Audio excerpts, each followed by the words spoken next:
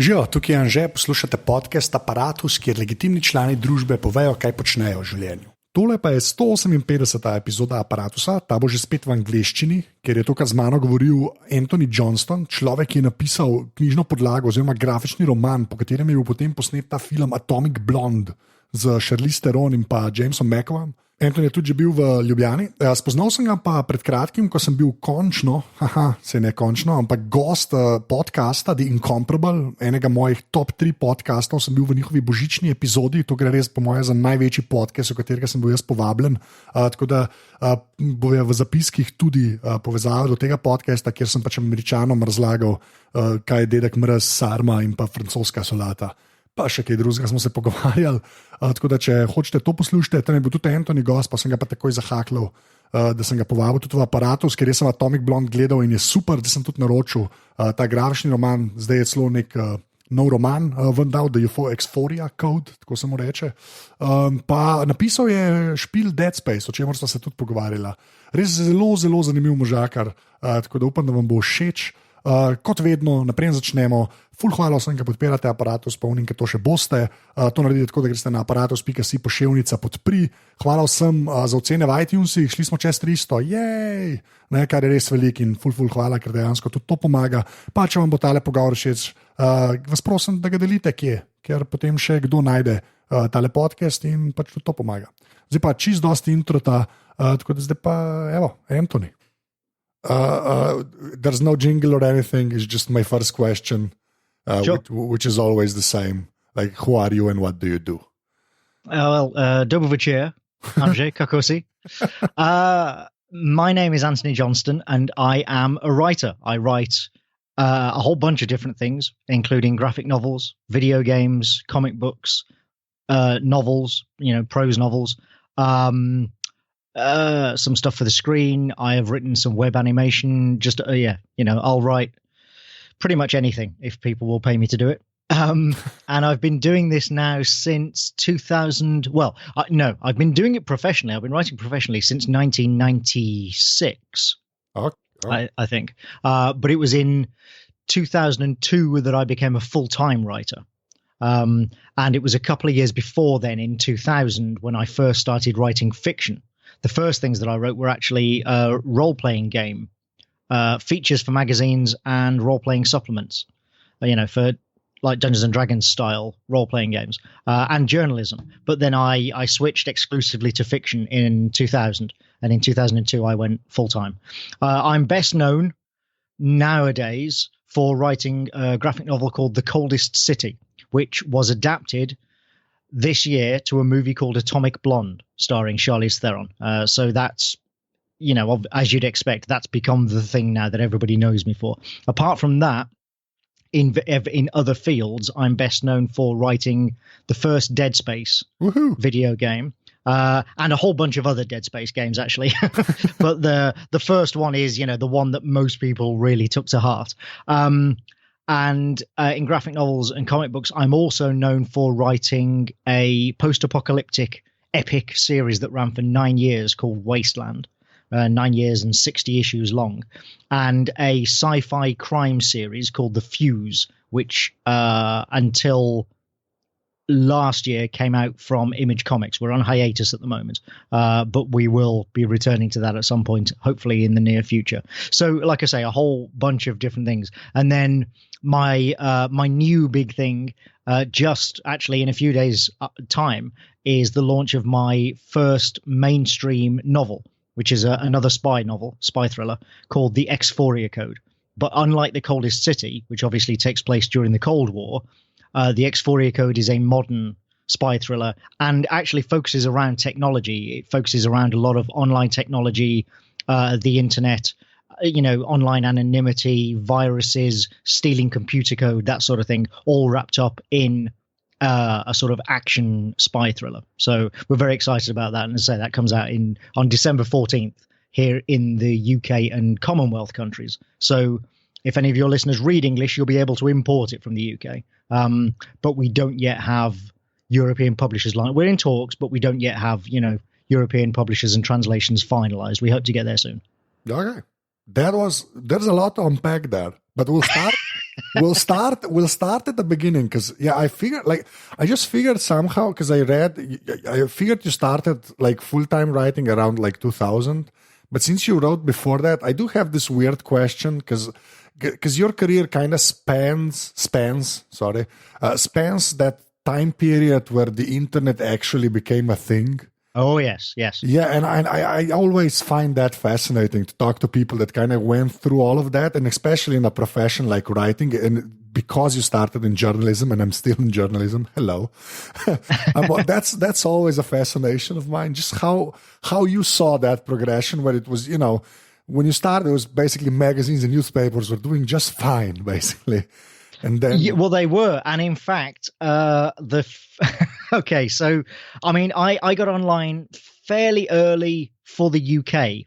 I know Americans were all online, using CompuServe and stuff at their universities in the late 80s, but here in the UK, it took a long time for the internet, relatively anyway, to take off. But I got on fairly early, in around 1993, 94, something like that, which, as I say, for the UK means I've been online for longer than most people. And back then it was all Usenet, news groups. The World Wide Web did exist, but it was very, very rudimentary, as I'm sure you remember. Yeah. But nevertheless, it did exist, and email was, as far as I was concerned, one of the greatest inventions in the history of mankind. The idea that I could effectively communicate with somebody around the world, and we didn't have to be even awake at the same time to carry on a conversation, was astounding to me. That was, as far as I was concerned, that was just an absolute breakthrough in communication. I still maintain it is. It's just that, email is now horribly misused, but the principle of it is still amazing. So I got online and wasn't really thinking of anything to do with work at that point. I was just online as a kind of, as a sci-fi lover, basically, and going, wow, this technology is amazing. I was reading Wired magazine when it launched and all that sort of thing. Then a few years went by, and I started writing, as I say, like role-playing stuff, because I'd always been doing that from when I was a teenager. And basically, my first ever professional writing was for a role-playing magazine, a magazine about role-playing games. And it was done over the internet. I made the submission through email over the internet. So my career literally, started online. And it's been the case ever since. This is the thing. I wouldn't have a career without the internet, because especially with comics, so much of the creative talent is in America. But the internet allowed me to connect with artists and editors and collaborators and basically have a career, despite the fact that obviously I don't live in America. I'm here in England. So that in itself has been amazing. And it's because I'm a bit of a geek anyway, a bit of a nerd.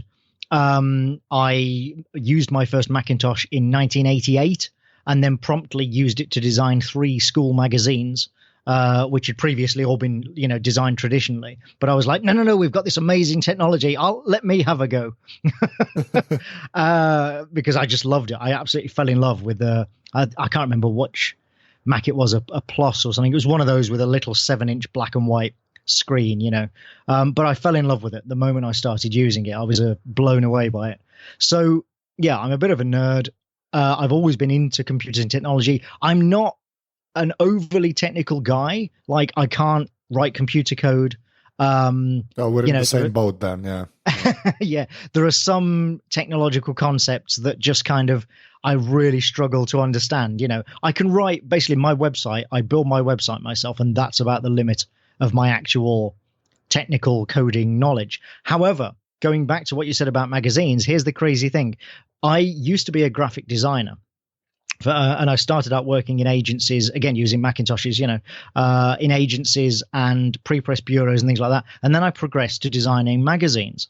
And I worked for a few publishers and then wound up at a company called Future Publishing here in the UK, who at the time were mostly known for technology magazines. Yeah. PC Zone was one of them, right? Was Zone Future? Zone might have been Dennis Publishing, their rivals. Okay. I'm not sure. But PC Format Okay. I think was Future, and PC Gamer was definitely Future because Kieran, my friend Kieran Gillen, who was also now a comics writer, was on that magazine.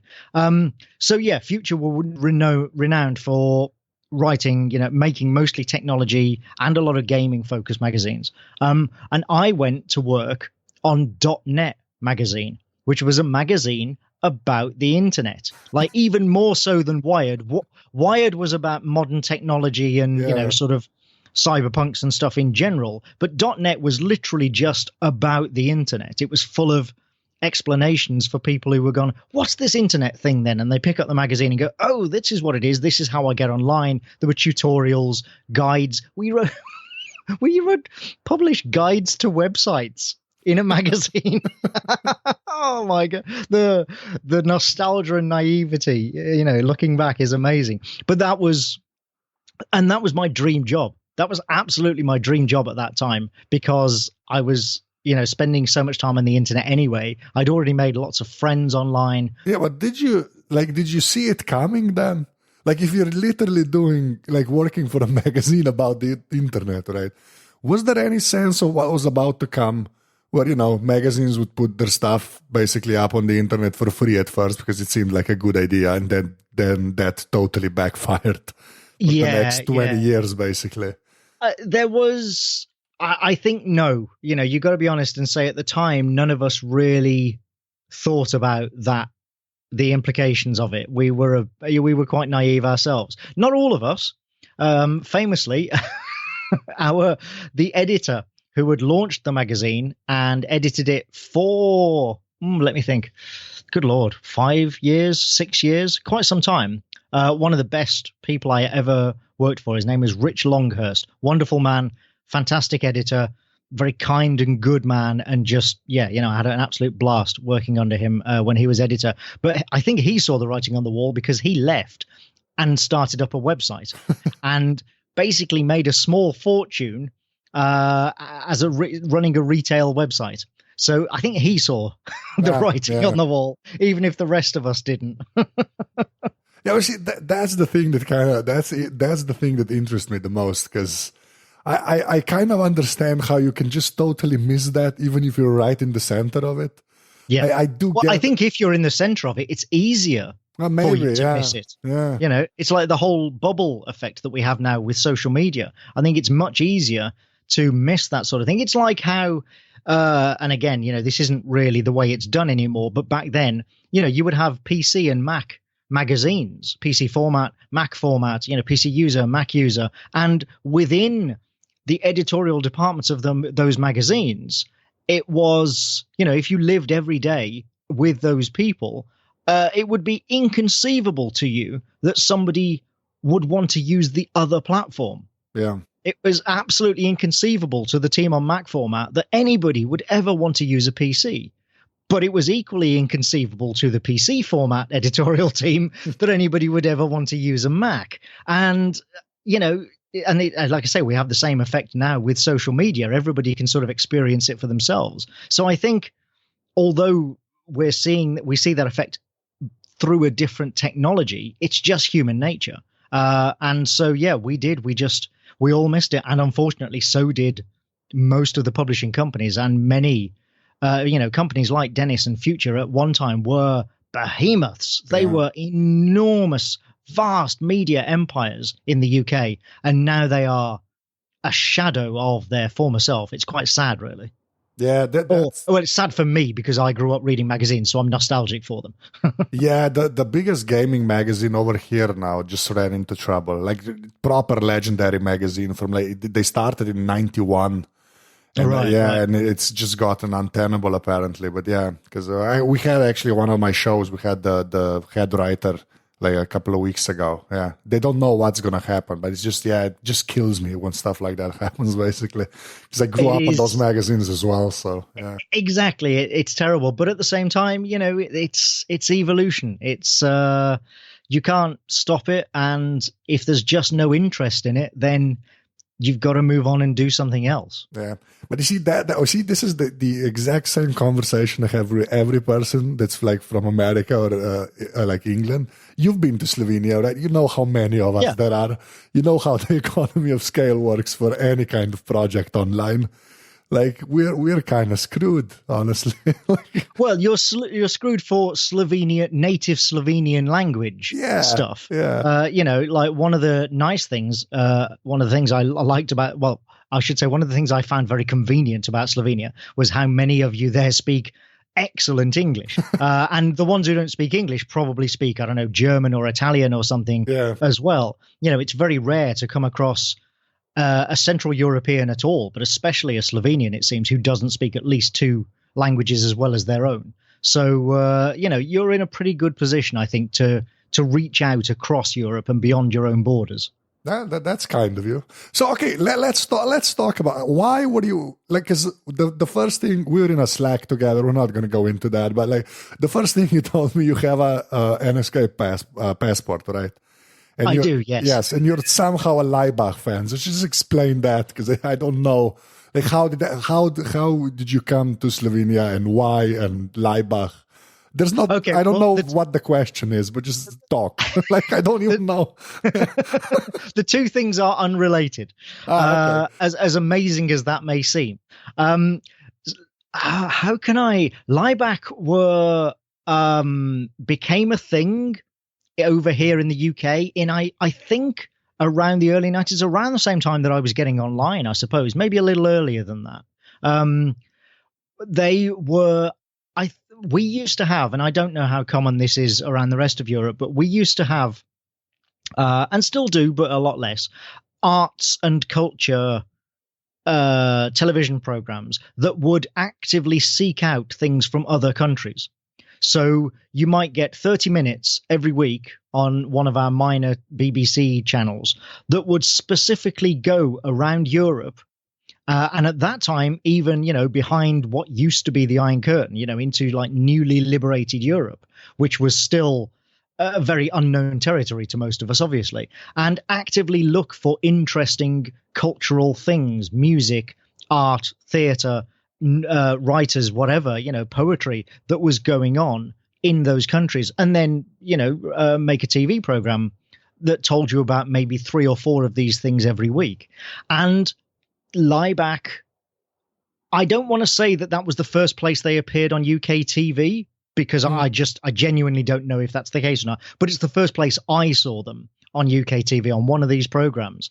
And it was, of course, the Live is Life. Yeah. The Opus Dei. Of course it was, it was that video. And then a short piece about a piece of theatre they did, the performance art, where they also, did an industrial soundtrack. And I was just blown away by everything about it. And you correct me if I'm wrong, but as I remember it from the time, there was also some talk that they were kind of, pre the fall of the Iron Curtain, Laibach were kind of agitators and were, political dissidents, effectively.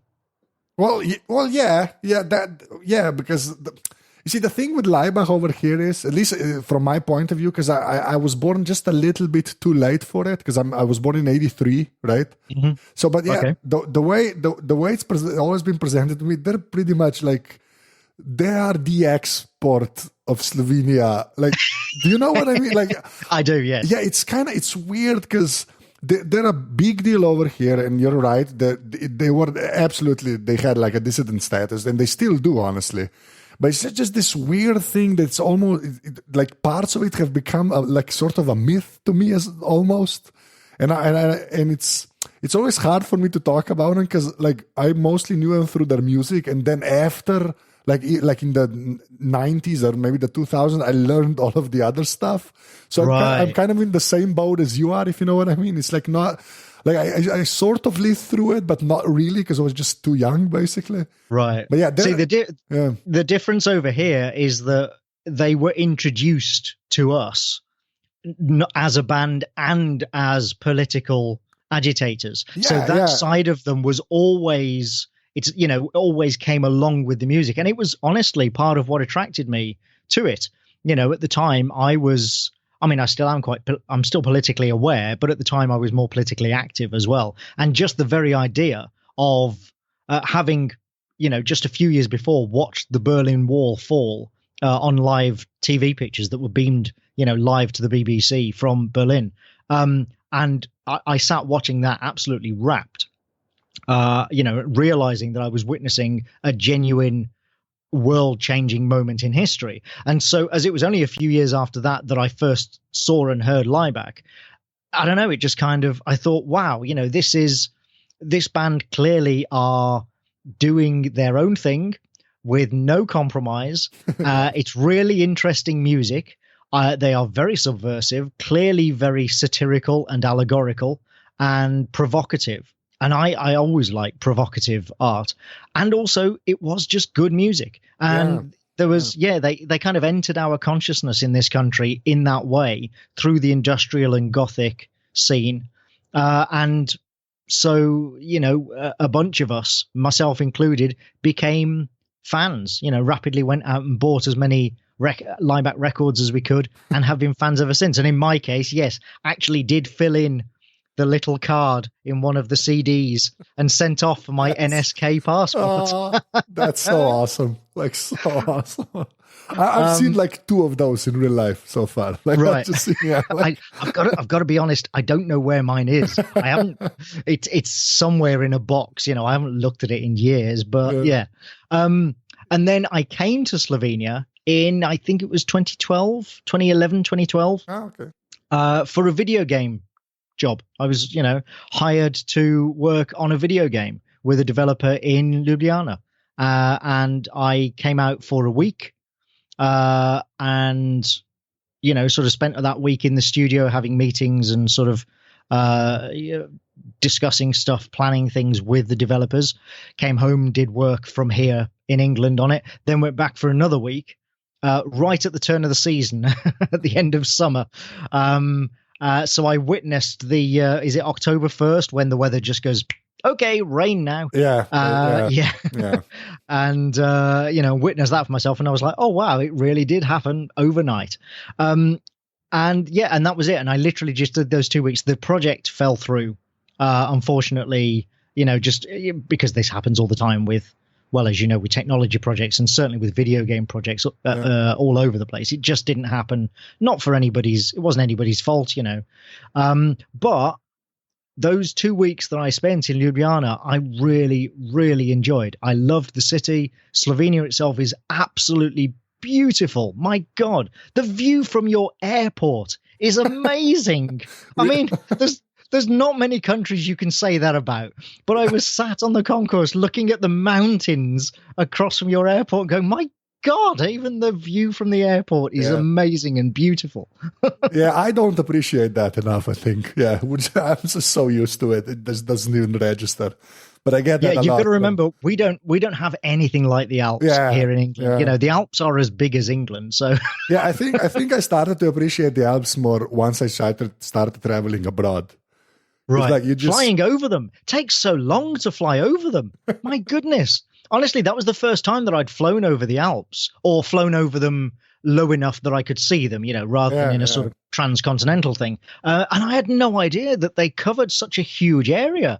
We started going over there and I was like, oh, there's the Alps. 10 minutes later, that's still the Alps. My goodness. Yeah, I do love that line. The view from the airport. I think that's it's true. Yeah, because I used to play basketball in a small town just right next to the airport, and so I used to drive from basically to Ljubljana and like to the airport basically, for like 5 times a week for like 4 years straight. So I looked at those mountains. Completely blasé about those mountains. Yeah, basically. Yeah.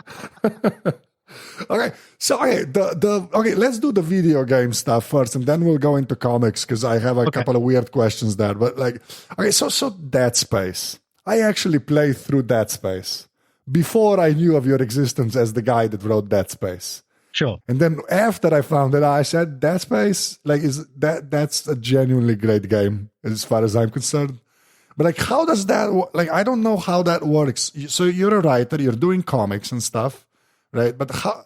Because Dead Space is a big title, right? Or am I? Like, yeah. No, it was a big AAA title. Yeah. So how does that? I don't know. I don't understand how that crossover happens. Well, so there's two sort of things to talk about here. The first is just to say that in terms of the mechanics of how you write a game, it is different from game to game. And on Dead Space itself, I didn't design the game, but I was hired to write the script. So I wrote the script that all the actors are acting, and I wrote the cutscenes that that were then animated. With the characters. Well, I say cutscenes. There aren't any true cutscenes in Dead Space, but there are computer-controlled characters moving around. So, and they were animated according to the script I wrote and stuff. But I didn't actually design the game. So things like the levels themselves and what order you faced certain challenges in, that wasn't. I didn't design that. But I did write the entire script and all of the sort of quasi cutscenes and everything. And on other games, I might be more involved. On some games, I've been actually less involved. I've literally just written cutscenes that are practically already animated. It's just different from game to game. However, Dead Space was my first video game, which is kind of. At the time, I didn't realize. Well, at the time, I don't think anybody knew how big a deal that would turn out to be. But now, when I tell people that was the first video game I worked on, most people in the industry are like, "What? How?"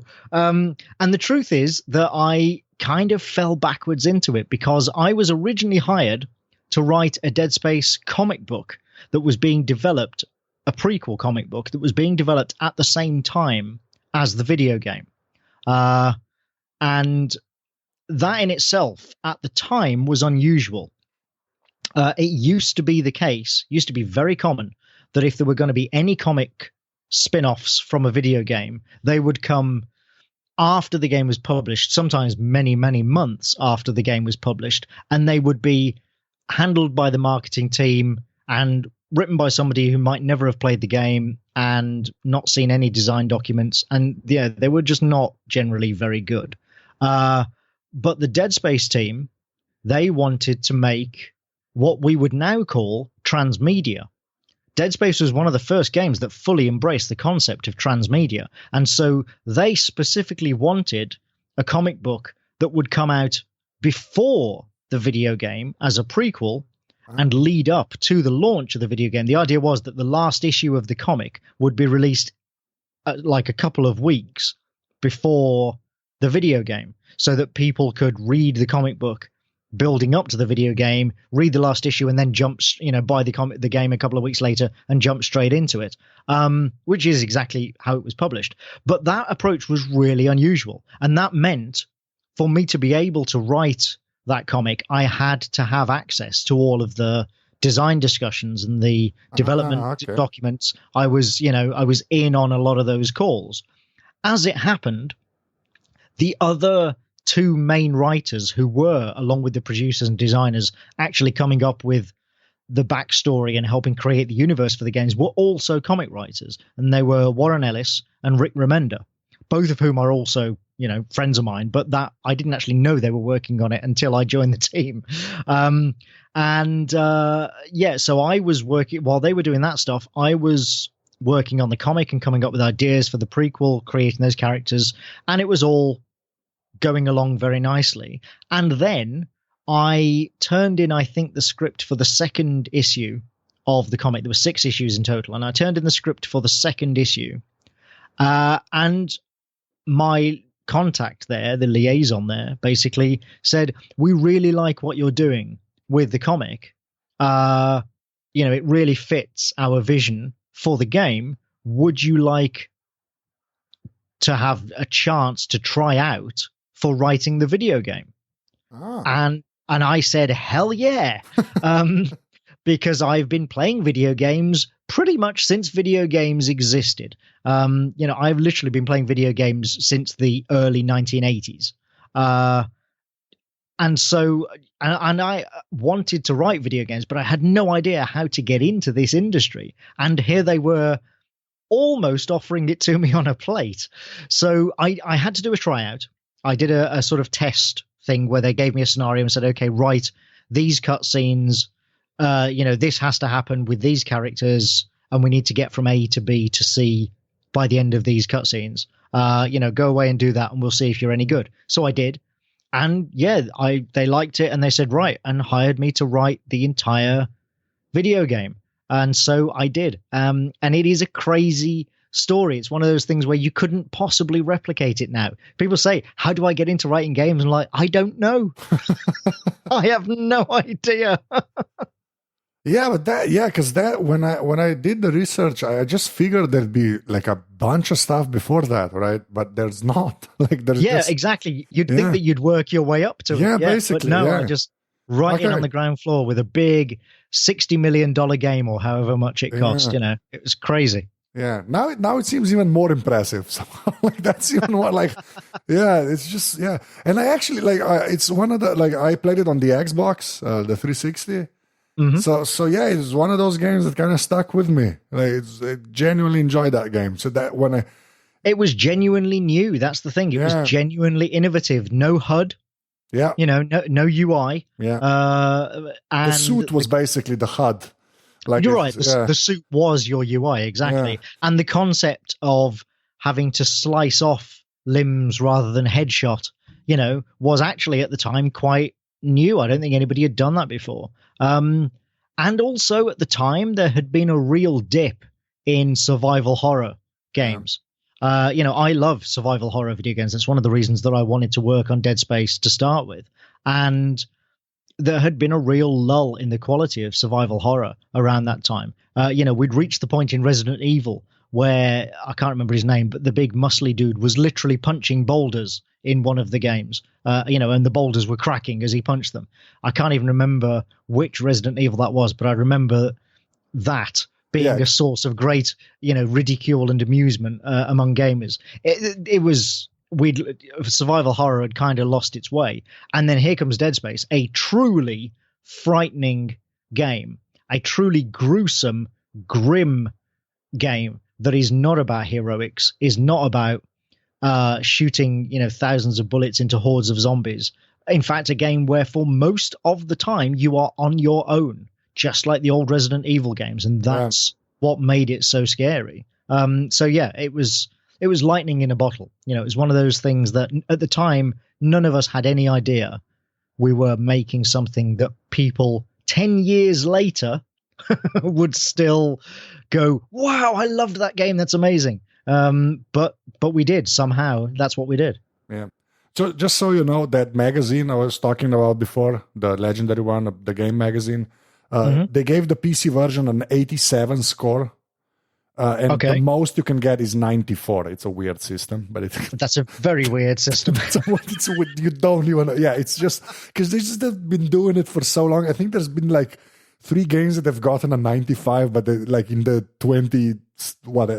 7 years now or whatever. So 87 is actually. Oh, that's as good as it gets. Very good score. Yeah, that's pretty. Yeah, in the 90s, it's usually like a Zelda game, maybe the good ones. Right. And, so well, 87 is awesome. Just so you know. Yeah. No, that's great.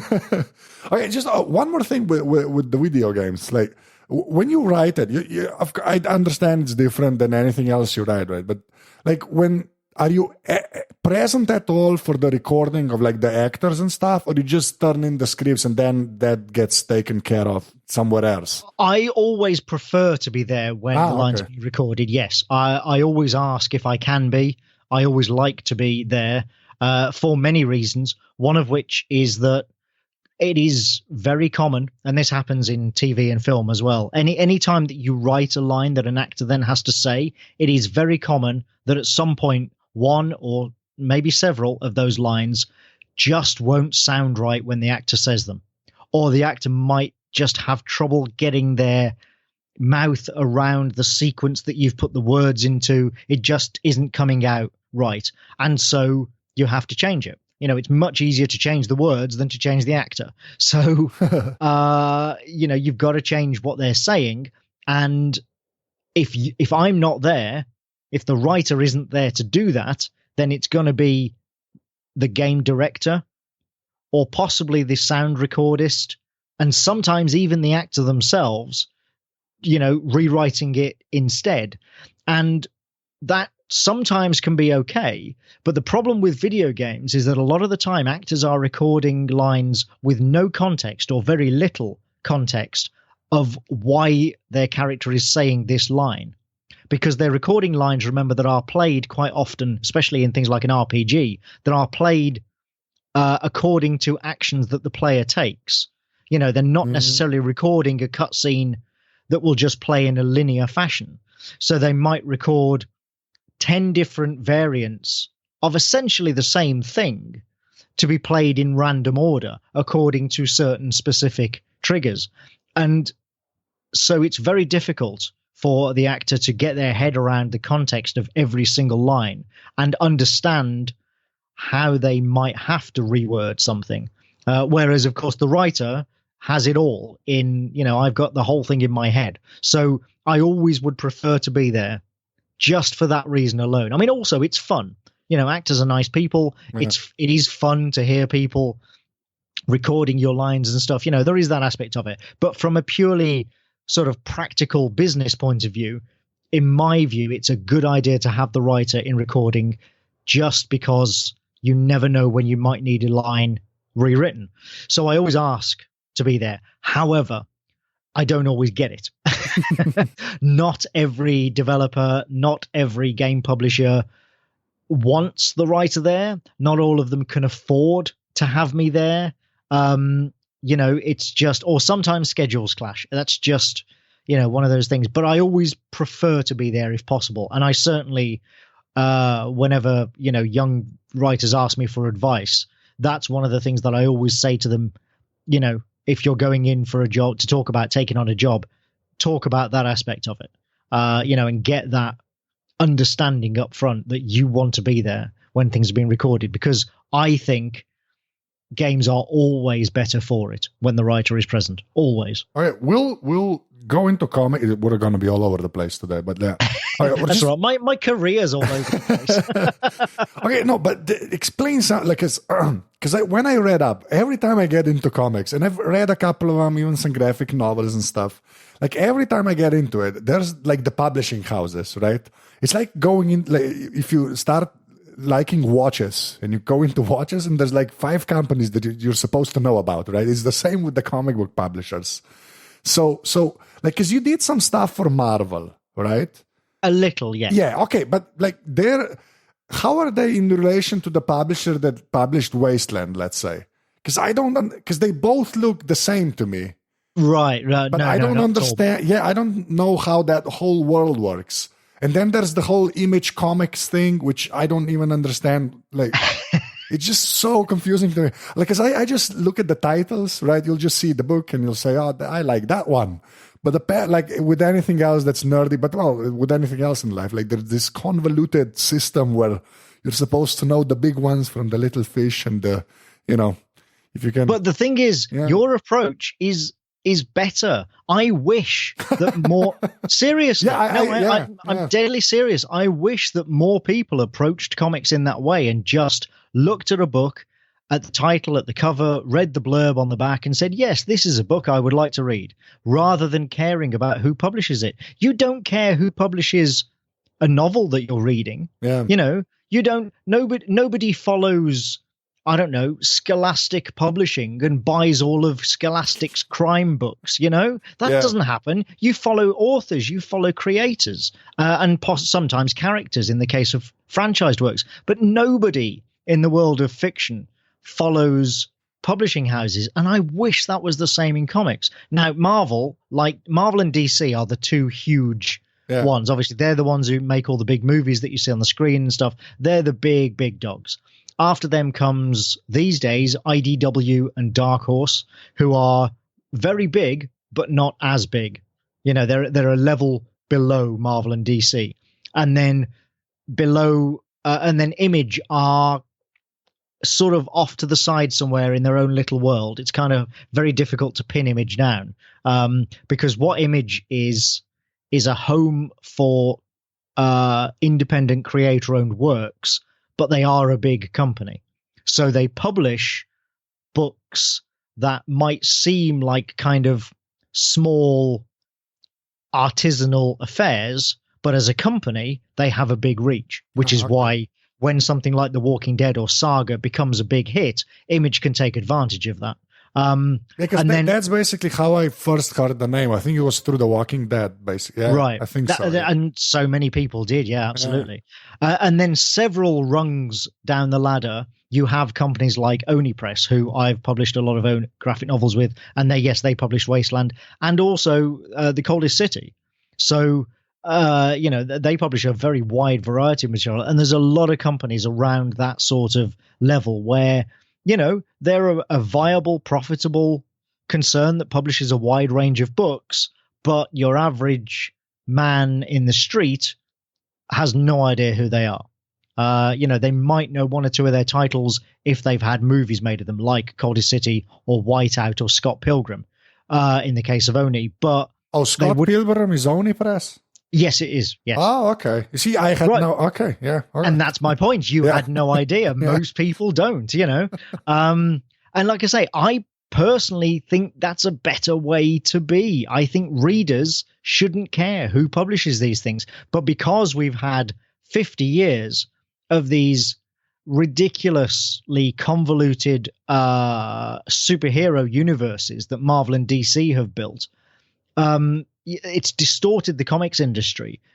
And I'm not using that as a pejorative, but I mean, it's literally reshaped the comics industry in their image. Yeah. And so it's very difficult for anyone not doing what Marvel and DC do to gain as much traction as they have, unfortunately. And that's what, I mean, like, yeah, you're right. I did do a bit of work for Marvel. I had fun doing it. It was great. But if anybody looks at my Marvel work, they'll see that what I'm basically doing in almost all of my Marvel work is effectively writing crime stories that happen to feature superheroes, because that's more my kind of thing. I like writing sci-fi and crime and mystery and spy thrillers. I'm just not that bothered about superheroes. They can be fun, and like I say, I had fun writing Daredevil and stuff, but it was never my life's ambition. Whereas for some of the people, for Americans especially, who grow up reading Batman and Superman and Spider-Man and Wonder Woman, they have such amazing nostalgic affection for those characters that for some of them it is literally their life's ambition to write Batman or write Spider-Man or something, whereas it never was for me. So like I say, I had fun doing it, and I might do it again, who knows, but I don't have that childhood nostalgia for those characters, and so I'm, to be honest, happy to leave those jobs to people who do have that nostalgia and really, really want to write those characters. And I'll be off over here in a corner writing my strange sci-fi crime stories and spy thrillers. I'm fine. yeah, I'm the same way as a reader, because and even with the movies, I think Jason Snell recommended a comic like the Iron Fist. I read that thing through. It was nice. Just had no idea who the Iron Fist was. But that's okay, because that book is designed for people who had no idea who Iron Fist was. That's why I think he recommended it to me. But even like the Marvel movies, I have an affection for Batman because Batman's been around for a while. But I don't care about Captain America, really. They're just fun movies to me. Right. And not all of them are fun, but some of them are just great action movies. But there's no linkage between me and Captain America and Ant-Man and whatever. So I kind of understand where you're coming from there. So it's I'm the same. I like some of those movies. Some of them are really, really good movies. But I just enjoy them as good movies. I'm not a completist. There are lots of Marvel and DC movies that I haven't seen because I sort of thought, that doesn't really it'll appeal to me. Yeah. Okay. So before we get to The Coldest City and then the movie, because we have to talk about that. I think that's we're obligated somehow. But the whole, I'm obligated. I've talked about nothing else for the last year. Oh yeah, I know. That's what I'm trying to say. No. Honestly, it's fine. I don't mind. Honestly. No, but see, I am a terrible person when it comes to reading stuff like novels and stuff, because I just read so much for about technology and stuff. I just don't have the energy to actually read a novel, but I do read some. And I do like the whole spy genre. Like that's sort of like, I don't know how, John Le Carré, how do you say his name? That's it, yeah, John Le Carré. Okay, Yep. yeah. So I'm a fan of his stuff, like a genuine fan. Like the whole Smiley stuff and Tinker Tailor. Yeah. So, like I love all of that stuff. That's why I sort of I ordered the Call the City, just for the record, so I haven't read it yet. Oh, thank you. But I did see the movie, and that's my kind of thing basically. And I just wanted to ask, like, where does that sort of fascination for you come from with the whole, maybe the 80s? If we just, if we focus on the Call the City then, but like the spies and the Iron Curtain, and since you're a fan of Leibach, I shouldn't be that surprised, really. Just like, do you have like an affinity for that stuff, or I grew up in the 80s. Yeah, I'm a child of the late 70s and the 1980s, and I grew up in a world where it seemed like the Iron Curtain would be there forever. It seemed inconceivable that the Berlin Wall would ever come down. These were just, that was the map. You looked at the world, you looked at the map of Europe, and there was the Berlin Wall, and there was the Iron Curtain. And that it was just a fact. And it had been there since before I was born, obviously. So the idea that one day it wouldn't be there was inconceivable to me. And so, I grew up loving things like James Bond movies because, who doesn't? Yeah. But beyond that, I also had a sort of I think what it was as a child, I had an affinity also for the kind of noir, dark alleys and trench coats and that sort of thing. And then, of course, when you get to Cold War spy fiction, that's kind of a combination of the two. You've got this amazing setting of a divided Europe, but you've also got the noir mystery elements.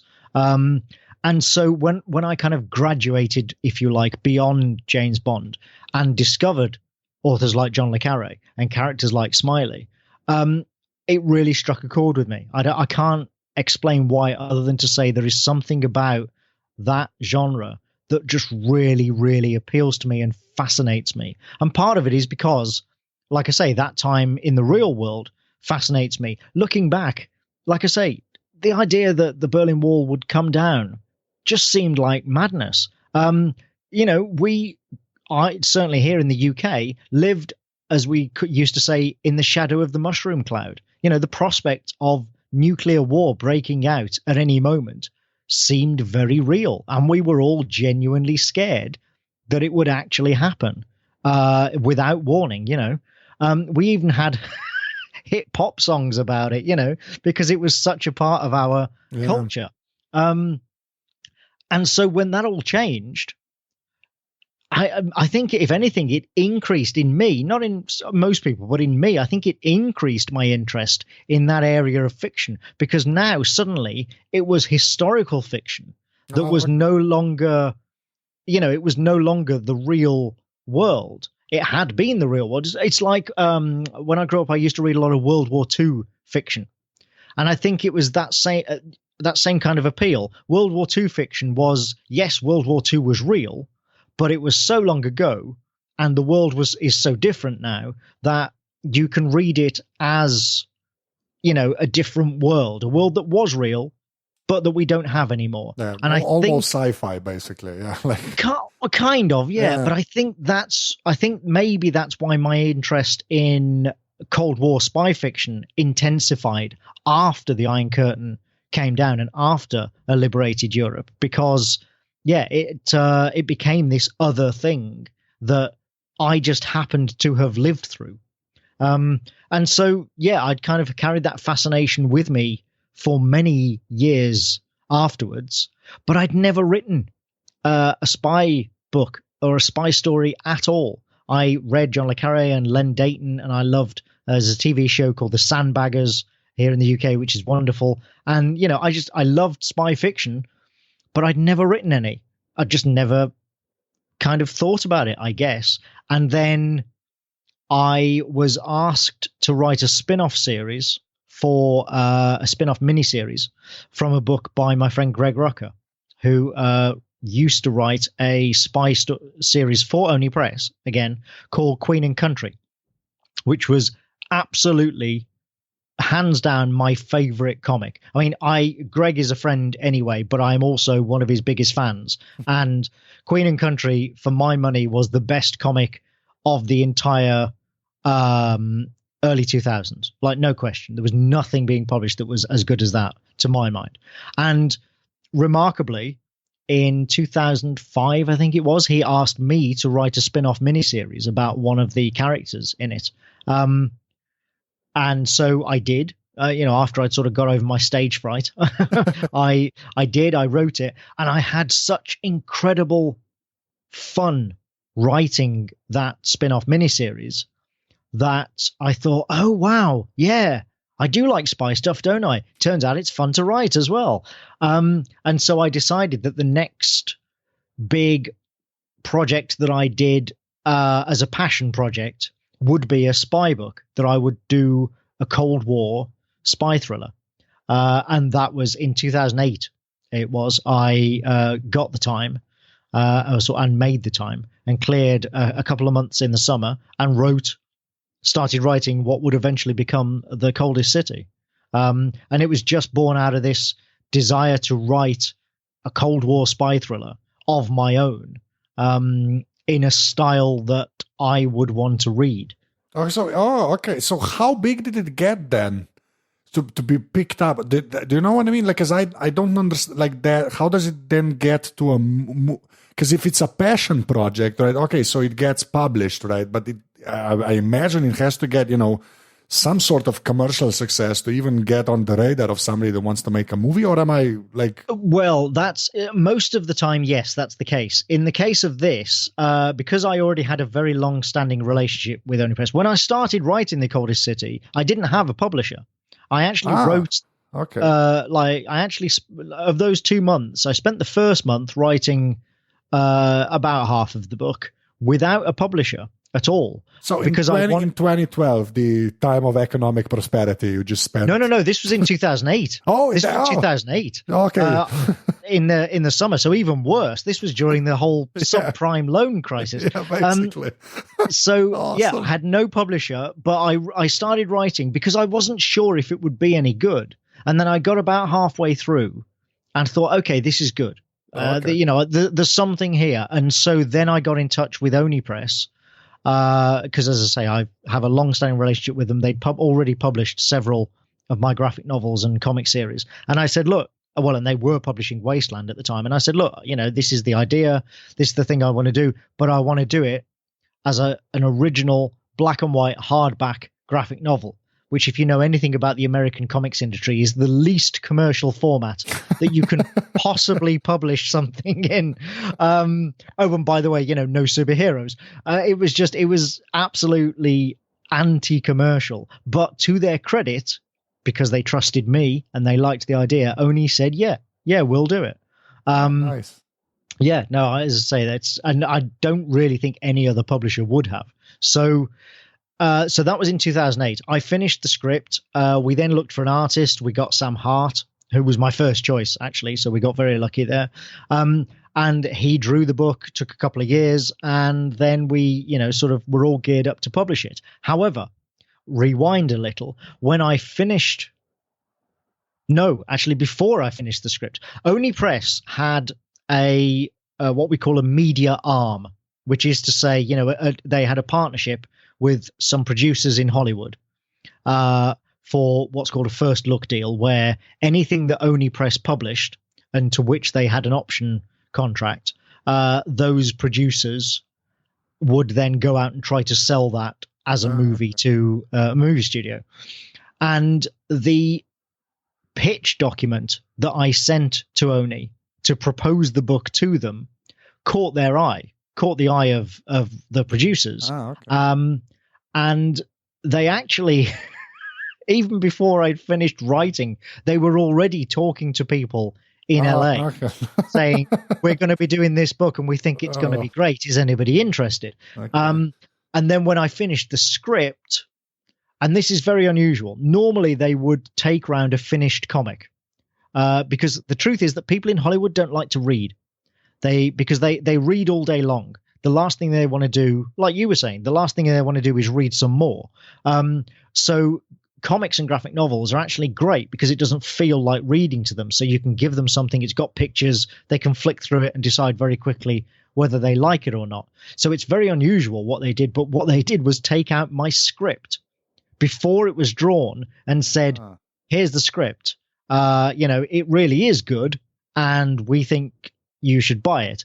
And one of the people they were talking to was Charlize Theron's production company. Charlize at the time was looking for something like this. She was looking for a project that she could buy, that she could option herself and star in, and that it would be a vehicle for her, an action movie vehicle for her to be a star.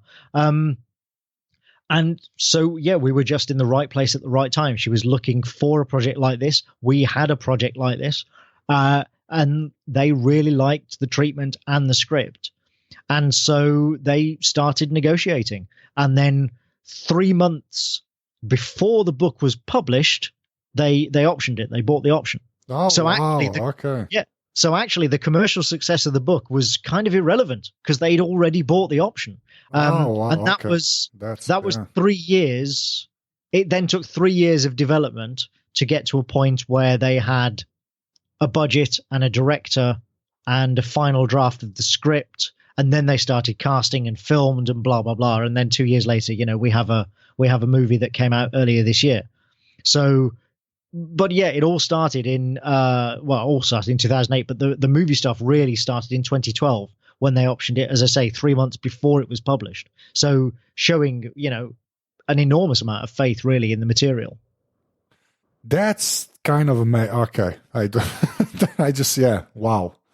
Okay. And then, okay. So when we were talking about the video games, right? Because you said you wanted to at least be there. I know like somebody else then did the screenplay, but because the image I have in my head, have you seen the movie adaptation?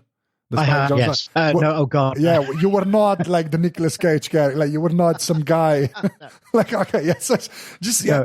I love adaptation for what it's worth. Oh, yeah, I do. It's like one of my favorite movies, honestly. It's a wonderful subversive movie. I love it. Yeah, like the one movie that kind of makes you think that Nicolas Cage can actually act. He really can act. Yeah. When he puts his mind to it and gets the good script. Yeah, basically.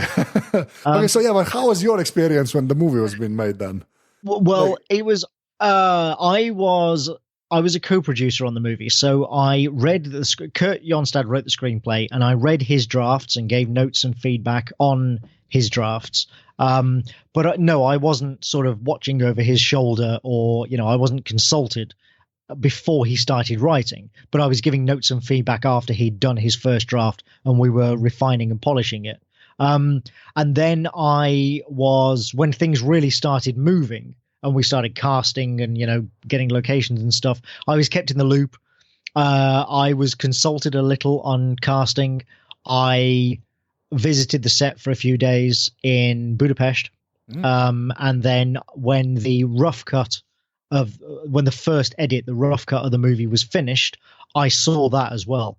That was actually streamed to me across the internet because I was here in England at the time, and obviously, the editing suite is in Los Angeles, so that was streamed to me on a secure private stream over the internet. And then I watched it, took notes, and gave feedback and notes on that as well. And then obviously I attended the premieres and stuff. So I was involved, but I wasn't there day to day. It's not like I was on set the whole time throughout the whole shoot. I wasn't in the editing suite, Yeah, it sounds like you weren't, but you were involved with the plus. You weren't just the guy with the first script. That's sort of where my question was. Yeah, okay.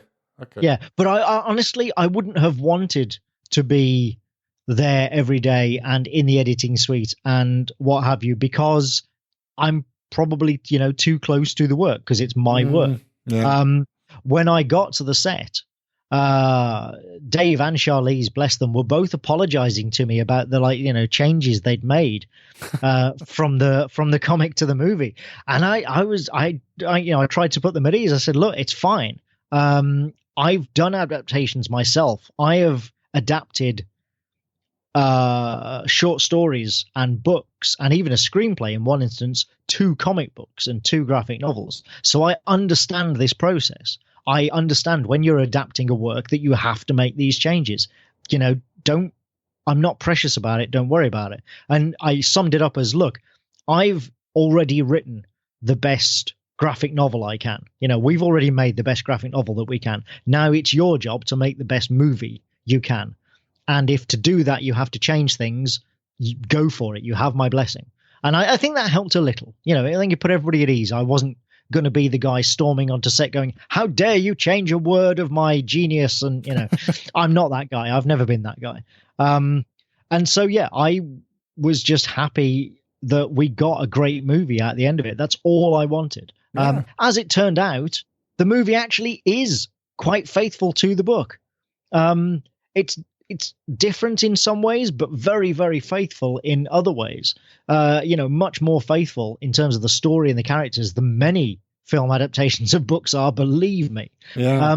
So yeah, I was delighted with the end result, which is why I've been happy to do all of this. As I say, it feels like for the last year, all I've done is be interviewed about Atomic Blonde, but that's fine because I genuinely think it's a great film. So I'm very happy with it. So I'm very happy to talk about it. Yeah, I enjoyed it as well. And my girlfriend loved the coats, just so you know. The coats. Excellent. Those coats are pretty amazing. Yeah, even I noticed the coats, let's be honest. Yeah. Like we all know. Did you also notice the line when she comes out of Tempelhof Airport?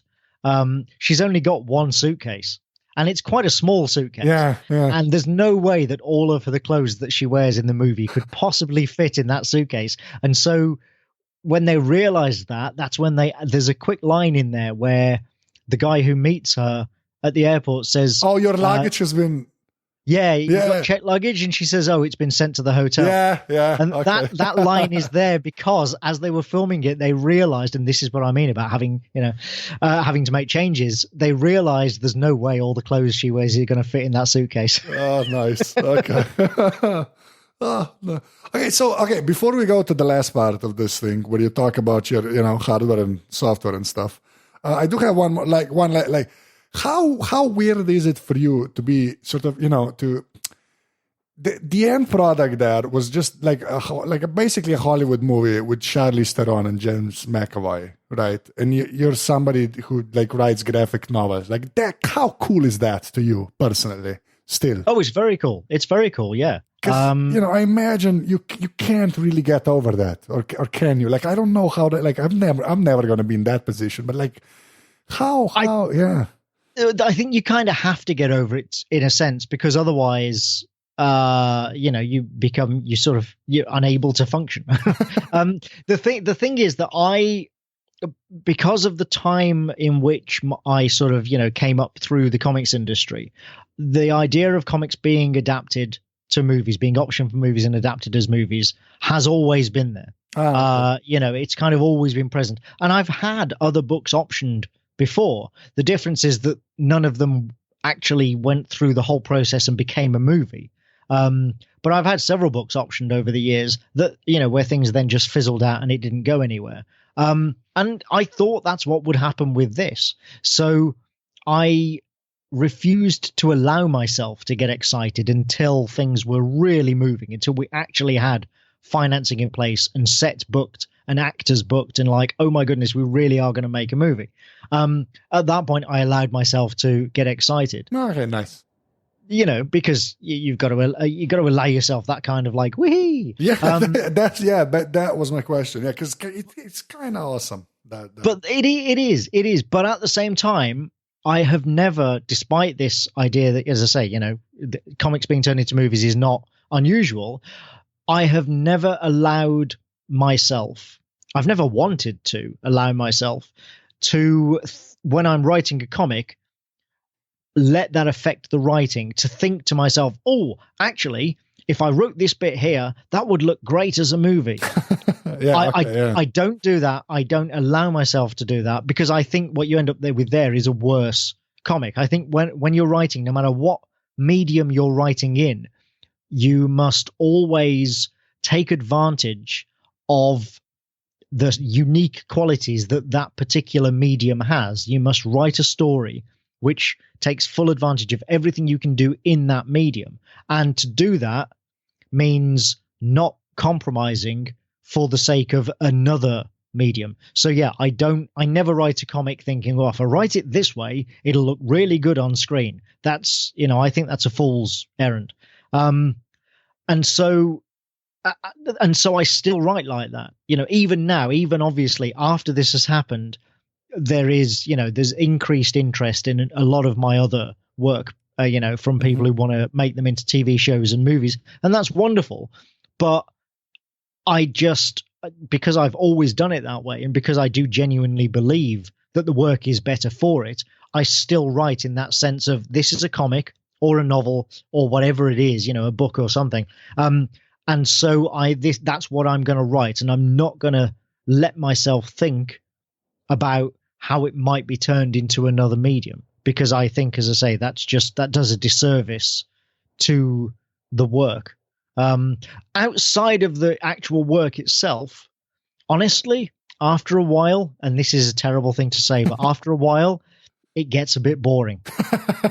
And yeah. what I mean by that, I don't mean being asked about it and stuff by people like yourself. That's fine. But what I mean is the actual process. Once you've been on a movie set, you realize how boring movie sets are. Yeah, it's movie a job, sets, right? They are just a dull. Yeah. If you don't have anything to do, because when I visited the sets, I didn't have a job. I was just there to say hi to people, have my photograph taken, do some interviews for the DVD, that sort of thing. Yeah. I didn't actually have a role. I didn't have any function to perform. And so, yeah, my goodness, after the initial kind of, you get there and it's like, wow, movie stars and a director and a big camera and like, this is all amazing. And 3 hours later, when they're on take 20, and you're just bored out of your mind. And it turns out it's the same thing with movie screenings and premieres. When you're in the pack, as it were, not as for an audience member, I'm sure they're amazing, but when you're in the group of people, the creators, the VIPs and what have you, it's a bit like airports. They all start to look the same after a while and you kind of forget where you are. It's quite terrifying because they are just the same. Every single one of them is basically the same. And so if you look online, there was a live stream of the Berlin premiere of Atomic Blonde, and I was interviewed on camera for it. And it was streamed on YouTube. And I think it might even have been shown on an entertainment channel in Germany and stuff as well. And that was the first event like that I had ever done. And you can tell I'm quite nervous. I was genuinely nervous, like, oh my goodness, this is all this razzmatazz and all of this came from a book that I wrote. This is amazing. By the time I got to Los Angeles and did the premiere there, I'm blasé as anything. I'm like, yeah, whatever, dude. Ask me a question. I don't care. Oh, that's not true, but you know what I mean. It's very. Yeah. I'm joking, but it's very easy to become sort of used to that stuff. Yeah, but it's good that it gets sort of demystified a little. I think that's healthy because Well, I think so, yeah. And that's what allows me to get over it and not sort of wake up pinching myself every day. Is I've seen behind the curtain now. Yeah. And behind the curtain, it's not actually all that glamorous. When you're being herded out the back of a movie theater through an alleyway strewn with litter and God knows what that's been discarded from, poor homeless people, to climb into the back of one of 12 identical black SUVs to be sped across town somewhere. You're just like, hang on a minute, this is not, and there's not a camera or journalist in sight. There's just somebody there with a clipboard going, yeah, you're in car number 5, off you go. That's not glamorous, Yeah, okay. Yeah, but see, that kind of stuff, I think it helps to know that kind of stuff, if you know what I mean. It's like I think so, yeah. Yeah. So it's not all the glitz and the glamour, or how the Americans it really is. Basically. Like I say, it's like airport travel. It's the first few times that you fly to a foreign country, you're like, wow, this is amazing. And then when you've done it 20 times in the space of a year, you're just like, oh my God, what airport is this? I don't even know where I am anymore. That's how I feel about Luton, basically. That's just describe. Yeah. Okay, so this is the last part of our talk. Sure. So we're gonna go through your hardware and software. With your hardware, your phone, your computer, and your tablet. I guess I'm guessing you have one. So yeah. So I have an iPhone SE. Because I'm quite unlike you. I'm quite small, and I have, for a man, quite small hands. Below average size hands for a man, and I don't want a phone any bigger than my SE. I may well get a 10 at some point, but probably not this model. I might wait for the revision because I think the 10 is, because obviously you haven't got the chin and forehead. That's probably going to be the most size of phone I would ever be able to practically use. Even with the SE, I still have to shuffle the phone around to reach the top corner with my thumb. My smartphone anyway has always been an iPhone because, like I said, I am an Apple and Mac nerd, and I do love it very, very much. And if you think the iPhone hasn't changed the world, I don't even know what to say to you. My computer is a 2014 Retina iMac, the first models of Retina iMac with all flash storage. So I did the same as Jason Snell, actually, who we mentioned earlier. I did exactly the same as him. When this model came out, I maxed out everything. I bought the biggest and baddest iMac of that model that I could afford. Well, that you could buy, basically. So yeah, it's got like a terabyte of flash memory in it. It's the big Retina model and stuff. Because I bought it. What's that? More than 3 years ago now, and it still feels like a brand new computer. Yeah. And that's why I'm a big advocate of buy the best thing you can afford, and then it will last you a lot longer. If you buy cheap, it's what we call a false economy. I don't know if you have that phrase. Or an equivalent of that phrase. But what I mean by that is if you buy something cheap, you think you're saving money, but then you have to replace it so much more quickly. Yeah. And it causes you so much more stress because it's cheap and badly made that you actually end up spending more and having a worse experience than if you just spent a lot of money to start with and bought something that would last you many years. So I've always taken that approach with computers. My tablet is a 9.7 iPad Pro from about 18 months old, from March of last year, March of 2016, I think. My next one might be the 10-inch model. But I don't know. Stop kidding yourself. It's gonna just don't stop with the might. What might be? Well, but the thing is with the Pro, my iPad is, I'm a bit like Marco Arment in that I use my iPad every day, and I mean literally every day, but I don't use it for powerful tasks. So now that I have a Retina screen iPad, I don't set. I'm set basically until it stops accepting iOS updates.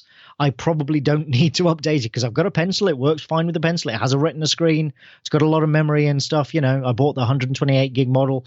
I don't need to replace it. All right. But I do love it. Let's say I use it absolutely every day, but I use it for email, Twitter, Facebook, Slack, that sort of stuff. Yeah. Or indeed as an e-reader. I do also use it as an e-reader. And then for what else? For podcasting, I've got the ATR 2100 mic, dynamic mic that so many podcasters use. I bought 8 of them so far. Really? Yeah, wow. For my co-hosts and stuff. So yeah, they really are wonderful. Yeah. My co-host I do a heavy metal podcast called Thrash It Out, and my co-host there in America, he literally just bought one. The last episode that we put out was his first with the new microphone, and he sounds 100% better with it than he did with the Blue Yeti. It's astounding. And then I run it all through an Onyx Blackjack. Yes. I also bought 4 of those for my co-hosts. They're wonderful, aren't they? Yeah. Built like a tank. I love it. They just feel indestructible. Love it. Yeah. And that's pretty much it. Everything else is just, I have a regular desk. I have bookshelves full of books. I have a filing cabinet, just the usual sort of dull stuff. Travel gear is something else that I spend a lot of money on in order to sort of get the best thing I can. Anybody who travels a lot for work, thoroughly, if you're not already buying good quality travel gear from places like my carry-on bag is a Red Ox, which cost me, I think, $250. Yeah, and that's not wheeled. That's an over-the-shoulder carry-on bag. But it is the best carry-on bag I have ever. I'll take your word for it. Yeah, it is. I bought it almost 10 years ago, and it's practically new. It's astounding. Okay. And I have a Briggs and Riley rolling suitcase, which again is, that was even more expensive, but again, incredible quality. And just if you work in technology, you can probably afford to buy, slightly expensive gear like that, and I thoroughly recommend it as long as it's quality. The reason it's expensive is because of quality, not a brand name. Not gold-plated Louis Vuitton right stuff, right? Because when I started doing that with my travel gear, the difference it made is amazing. My traveling is so much less stressful now as a result. So that's a practice that I thoroughly recommend. The other thing I will say actually about my keyboard setup is I have a wired mouse and a wired extended keyboard because it's a desktop computer. They're not going anywhere. I don't need to move my mouse and keyboard to another room. Yeah, I felt the anger in your voice there. So. I've never understood Bluetooth keyboards and mice. Like, if you have a laptop, okay, I get it. But if you have a desktop computer, what is the point? All you're doing is creating, again, stress for yourself, having to replace batteries and watching the charge of things, and you're dealing with lag and stuff. Just what is the point? Just get a wired one. And also, I have an extended keyboard. I am one of the holdouts of people who actually uses the number pad, and I will be devastated on the day that Apple finally eliminates extended keyboards altogether, because we know it's going to happen. Yeah, it's just a question of when. And when it does happen, I will shed a tear, because I genuinely use my number pad all the time, and the enter key over there by the number pad. I use those all the time, every day. Sounds like you work in a bank then, like you're just doing some sort of, or just a lot of Excel for some reason. Well, I do my own sort of accounting spreadsheet and entry, so there is that, yeah. Okay. But also, I genuinely use I find it easier because I touch type, and I find it easier to touch type numbers. Yeah, yes, I'm the same way. Yeah, I have a SteelSeries mechanical keyboard in front of me, which has a number pad, so I totally understand that. Yeah. Yeah. Okay, so software, just the 5 apps you actually use on your phone. You can pull out your phone, just the 5 apps. On my phone? Oh, yes. Wow. Okay. Do I get Safari for free? No. The ones you use most, even if it's the boring, stock sort of system apps. Well, no, I do. I actually do. Safari is one of the ones I use the most because my Twitter app is Twitterific. Yeah. Which I absolutely love. Don't get me wrong. I adore Twitterific. I supported it on Kickstarter for the Mac version recently. I absolutely love Twitterific. However, and I hate Twitter's web interface. However, the one thing that Twitter's web interface is good for and is superior at is notifications. Yeah, notifications. Yeah. Because you get your mentions and your likes and your retweets and all of that all listed in one convenient space. And so I have one of my permanent tabs on Safari on the iPhone is the Twitter web interface. Is that Twitter notifications tab? Yeah. So I do genuinely use that all the time. Then I use Twitterific is my Twitter client. I use the Gmail client actually for my email. Okay. Because it's fine. It works. What else? Slack. More. Slack. Feedly is my RSS reader. Same here. I just use it for the sync. I use a different app for reading it. But Oh no! I actually read using Feedly as well. I find it's fine as a reader. I'm not a heavy RSS user, but I am. I do use RSS, and I use it for things that there is no substitute other than RSS. Yeah. So Feedly. I need an RSS reader, but I don't need one that can cope with hundreds and hundreds of articles. So Feedly is absolutely fine for me. And then I suppose for a last one, amazing as this may sound, and I do use many more apps than this, but Notes, Apple Notes, ever since they got the sync.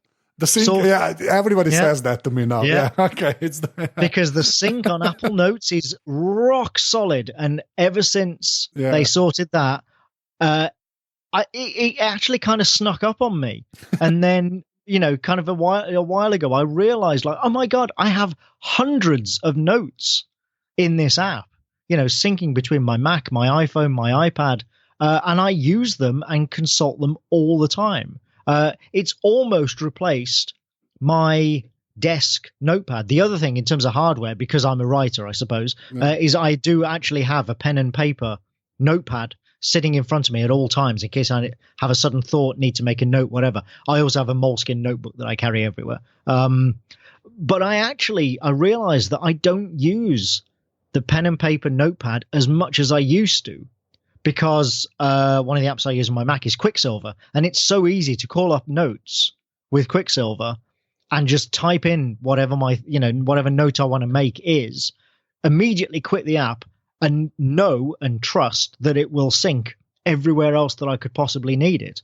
And so I actually do that more often now than I make a note on paper, which came as a surprise to me. I didn't realize that change had happened. Right. Then my final question, which is also always the same.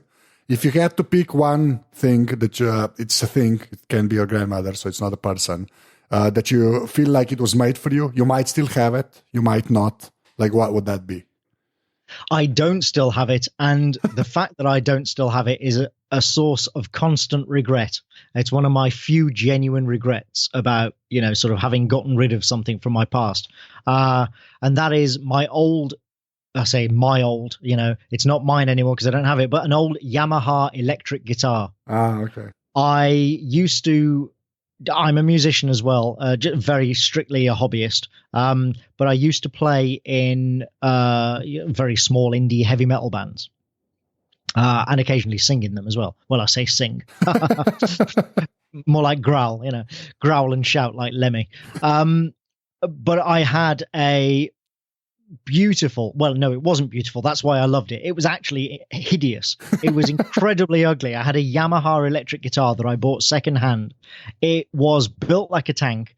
The body was so incredibly thick. And I'm a rhythm guitarist. I'm not, I'm not about to play any kind of Eddie Van Halen lead solos. I'm very strictly a rhythm, chung, chung, chung, chung, chung, rhythm guitarist. And so I modified this thing into my perfect rhythm guitar. It was covered in stickers because, that's important when you're a young man playing heavy metal. And I mean, when I say covered, I mean covered. Like the guitar was black, but you wouldn't know it from looking at it because it was 3 layers deep in stickers. It had a floating tremolo. I don't know if you know what that is. Oh, the thing that you can tug on and it'll do the woo sound? No? Sort of, yeah. It's like, when, the whammy bar. Yeah. That goes, well, a floating tremolo goes in both directions. Ah, I fancy it's not that. Fixed. So it could go, but it could also go, I hate floating tremolos. And so what I did was remove all the springs, put a block of wood in the back so that it only moved in one direction. And then took off the whammy bar altogether because I hate whammy bars. I replaced the volume and tone controls with razor blades. I replaced the guitar strap with a length of chain that I bought from a hardware store. What else? It was the ultimate sort of metal guitar, but the tone that I got out of it was fantastic, and it played so easily. Like I said before, I don't have very big hands, so I have to be careful about sort of guitar necks and things. If they're too thick and too rounded, I can't play them properly. This had a beautiful neck that I just took to immediately. I battered the hell out of this thing. I mean, this guitar literally fell down the stairs several times and, got thrown around all over the place and never, ever broke or, was in any kind of disrepair. It was an amazing piece of kit. And unfortunately, I lost it in a house move. Lost it? I lost it. Oh, wow. I don't know what happened to it or where it is. And that was many years ago. And like I say, it is my one regret because I just felt like me and that guitar were kind of, we were in symbiosis almost. I absolutely loved it. All right, that was an awesome answer. I really have nothing to say to that. But Anthony, thank you for doing this, honestly. You're welcome. Hvala. Yeah, to stop with the pandering, the Slovenian pandering. Nazvedenie zazdan. You were just part of the apparatus / Storming Mortal podcast. So but the convoluted two-way system, I publish stuff. But thank you very much for doing this again and taking the time. And you're welcome. That's pretty much it. So say goodbye. Goodbye, everyone, and please go and buy my book. Yeah, go buy the book. And the movie as well. Rent the movie. I don't think if it's still in theaters here. I should check that, but yeah. No, it'll be out on Blu-ray by now. Yeah, and my copy's on the way, so I'm gonna read that because I hope you enjoy it. Yeah, well, I'm sure I will, honestly. So yeah, so no pressure there, but yeah. Tole je bila 158. epizoda Aparatusa. Mene najde seveda na Twitterju @anzeta in mi lahko tam težite. Antony Johnston je tudi na Twitterju, @Antony Johnston in pa antonyjohnston.com. Pa poglejte Atomic Blonde, meni je bil res cool film, no? Tako da pa zdaj ste malo slišali, kako se je to vse skupaj zgodilo. Pa če špilate igre, pa o moj bog, Dead Space, sam njega po noči igrati, to je res tako malo grozljiv špil, ampak res super. Sicer pa hvala še enkrat vsem, ki podpirate tale podcast. To vem, da 100-krat rečem, ampak res največ pomeni, pa brez te podpore se tega ne bi več šel. Tako da, če tega še niste naredili, pejte na aparatus.si pošiljka podpri, kakšna ocena v iTunesih in pa če vam bil tale pogovor všeč, ga delite na družabnih omrežjih, na socialnih omrežjih, na Faceu. Ne vem, zakaj sem zdaj to začel govoriti, ker tako še lahko kdo najde tale podcast. To je več ali manj to. Ful hvala, ker ste poslušali in do naslednjič. Čau.